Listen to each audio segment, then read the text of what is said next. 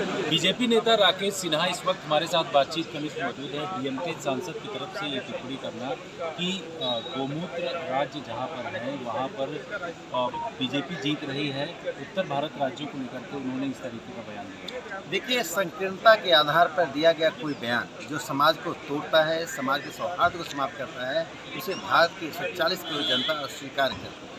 DMK का यह बयान उनकी तिलमिलाहट है कि भारतीय जनता पार्टी माननीय प्रधानमंत्री नरेंद्र मोदी जी के नेतृत्व में न सिर्फ देश की नेचुरल पार्टी ऑफ गवर्नेंस यानी स्वाभाविक शासकीय पार्टी बन गई है, बल्कि तमिलनाडु में भी इसका समर्थन आधार तेजी से बढ़ रहा है।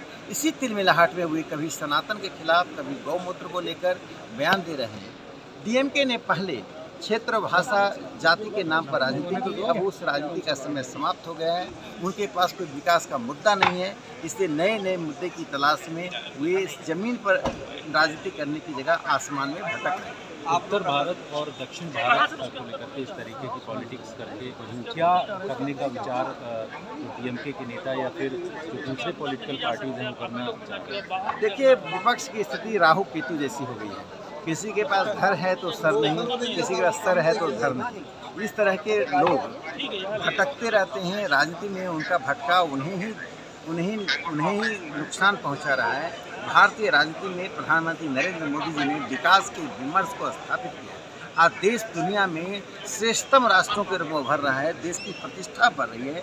माननीय प्रधानमंत्री नरेंद्र मोदी जी आज दुनिया के सबसे लोकप्रिय नेता के रूप में उभरे हैं, एक निर्णायक नेतृत्व दे रहे हैं। ऐसी परिस्थिति में ऐसे अनर्गल बयान से न सिर्फ भारत की दलीय व्यवस्था को नुकसान हो रहा है, भारत की प्रतिष्ठा पर भी सवाल खड़ा हो रहा है। तेलंगाना के जो मुख्यमंत्री बनने वाले हैं रेवंत रेड्डी, उनकी तरफ से कहा गया कि तेलंगाना का डीएनए अलग और बिहार का डीएनए अलग, इस तरीके की बातें कह करके उन्होंने भी दोनों में असमानता बताने की कोशिश की। देखिए, तेलंगाना के कांग्रेस नेता का बयान बहुत ही दुर्भाग्यपूर्ण और निंदनीय है और मैं सोनिया गांधी, राहुल गांधी से मांग करता हूं कि वो सामने आकर माफ़ी मांगें।